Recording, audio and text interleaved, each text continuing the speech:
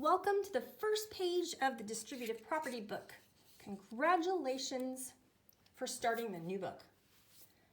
The distributive property is when you combine multiplication and addition or subtraction, and you spread a number out across other numbers in a parentheses. So here we're spreading out the 3 to all of those. That's distribution. The distributive property means spreading something out and applying it to everything. So when we have to multiply that, we are multiplying it by everything inside there. When we multiply the 3, we're spreading it out and multiplying it by every term in those parentheses. In this first section right here, we are not distributing. We are simply multiplying. Here's an example. We'll do this one here. Negative 2 times 3 is negative 6d. This is an important piece of information right here. When there's no coefficient, it's an invisible 1.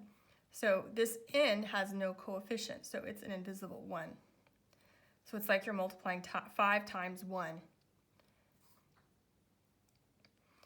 This doesn't really have much application on this lesson right here, but when we get farther into the book, this will be a very important piece of information that will really change things. You already know how to multiply that together, but you'll see where this has a lot more practical usage. But for today, it's just a piece of information that I want you to start thinking about. Here we are multiplying variables together. When you do, you take away the multiplication symbol. You get rid of the dot or parentheses. You can have them, but it's simplest to take them all out. In algebra, the less pieces that you can write, the better. You want to write all your steps, so there's a lot of writing, but the fewer numbers or symbols that you can write, the better. It leaves more space to write all your steps. B times y is by. Remember, when you multiply variables, you put them in alphabetical order. H, you've got 2n times 4x. You'll multiply the two coefficients, 2 times 4, that's 8. And then we have the two variables. We're going to write them in alphabetical order.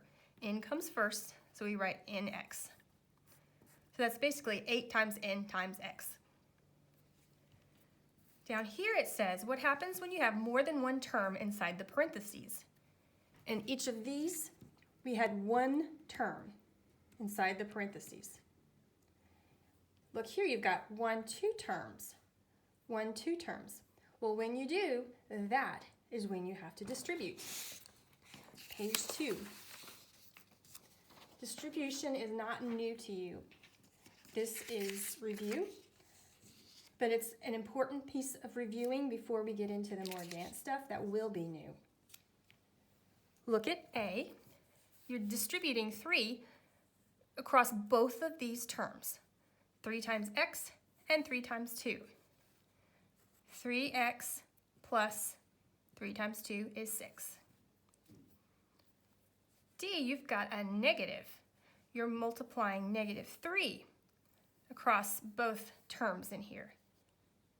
Negative 3 times k is negative 3k.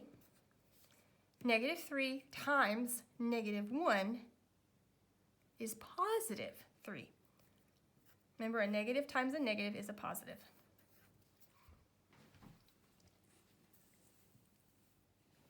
G, negative 1 times 3x is negative 3x. Negative 1 times positive 4 is negative 4. We'll do 3 more and the rest are on you. 3 times n minus 4 plus 5y, so you've got 1, 2, 3 terms in here. 3 times n is 3n. 3 times negative 4 is negative 12. 3 times 5y. Well, first 3 times 5, that's positive 15y.